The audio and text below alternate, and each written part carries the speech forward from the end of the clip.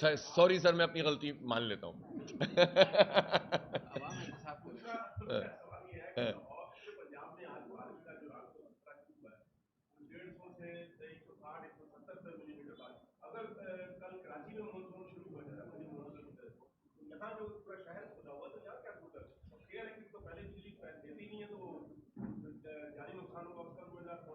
دیکھیں، یہ بات بالکل صحیح ہے کہ ہم تو دعائیں مانگتے ہیں اتنا سخت موسم ہے اللہ تعالیٰ بارش برسائے، لیکن ہمارے ہاں یہ رحمت کی بارش ان ظالموں کی وجہ سے زحمت بن جاتی ہے.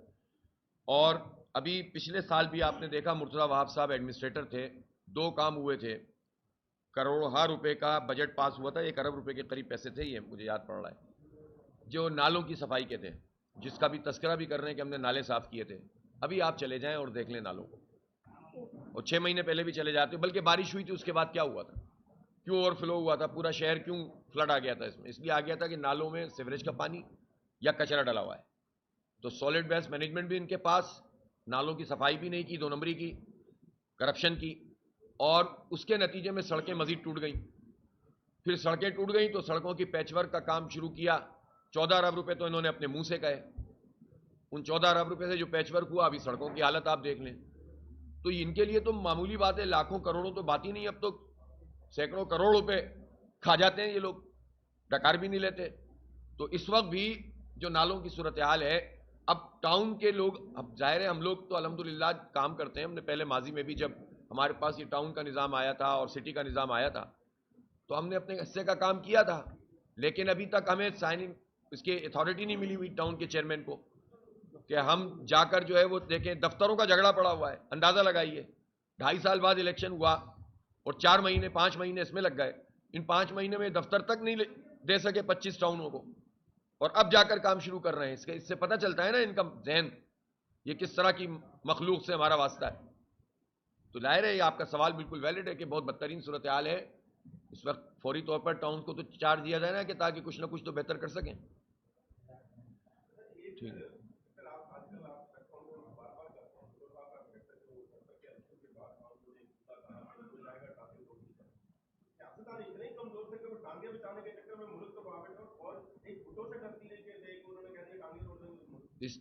یہ سب کو معلوم ہے کہ مشرقی پاکستان کے 3 بڑے کریکٹر تھے. ہم کوئی مجیب کو اسپیئر نہیں کر رہے کہ اس نے بہت اچھا کام کیا. یحییٰ خان، بھٹو صاحب اور مجیب صاحب، یہ 3 میجر کریکٹر تھے جس نے پاکستان توڑا تھا. اور سب جانتے ہیں کہ چونکہ بھٹو صاحب اسکندر مرزا سے لے کر ایوب خان اور ایوب خان سے لے کر یحییٰ خان، سب کے ساتھ اس سارے مارشاء اللہوں کے وہ بینیفیشری تھے. اور پیپلز پارٹی تو پھر مشرف کے ماشاء اللہ کی بھی بینیفیشری بنی. صرف ضیاء کا دور ایسا تھا چونکہ ضیاء نے حکومت ختم کی تھی تو یہ اس کو، اور پھر ظاہر بھٹو صاحب کو پھانسی بھی ہوئی تھی. اس پر ظاہر ایک کنٹروورسی ہے اور اس کے اوپر جو ہے وہ گفتگو بھی ہوتی ہے کہ یہ عمل نہیں ہونا چاہیے تھا.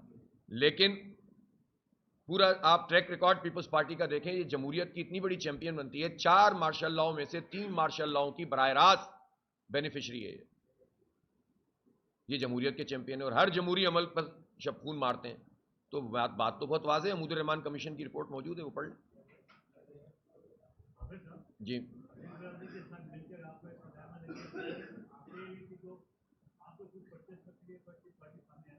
نہیں، سب سامنے آئیں گی. دیکھیں پاکستان میں بہرحال ادارے تو موجود ہیں نا. ایک کمپٹیشن کمیشن آف پاکستان ہے، اس سے گزاریں، انوائٹ کریں لوگوں کو. تو بات یہ ہے کہ جو ان کی جو منوپلی ہے، ایکسکلوزیوٹی ہے کہ بھائی انہی کو مل سکتا ہے، اس کے لیے تو ہم نے ظاہر ہے بڑی لڑائی لڑی ہے. اور سپریم کورٹ نے بھی کہا کہ ان کی ایکسکلوزیوٹی ختم کی جائے، اور اس کو اب ختم کیا گیا ہے. لیکن کوئی سامنے لائیں گے تو لوگ آئیں گے نا. یہ ان کا ہی لائسنس آگے بڑھا دیں گے، رینیو کر دیں گے تو کون سامنے آئے گا؟ نہیں، میرے پاس تو اتنے پیسے نہیں ہیں. نہیں کریں گے، بہت لوگ آ سکتے ہیں، لیکن ظاہر سی بات ہے کہ یہ پورا عمل ہی ایسا بنا ہوا ہے نا جس میں لوگ پھر یہ دیکھتے ہیں نا کہ ہم سامنے آ کر کیسے کر سکتے ہیں جب پوری مافیاز کام کر رہی ہیں. سسٹم تو ٹھیک کریں نا یہ.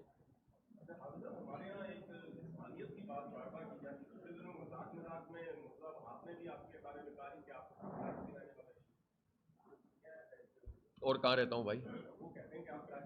نہیں، میں کراچی میں ہی رہتا ہوں. اس میں کہاں اور پتا نہیں، مرتضیٰ بھائی کا مجھے نہیں پتا وہ کہاں رہتے ہیں. میں تو کراچی میں ہی رہتا ہوں.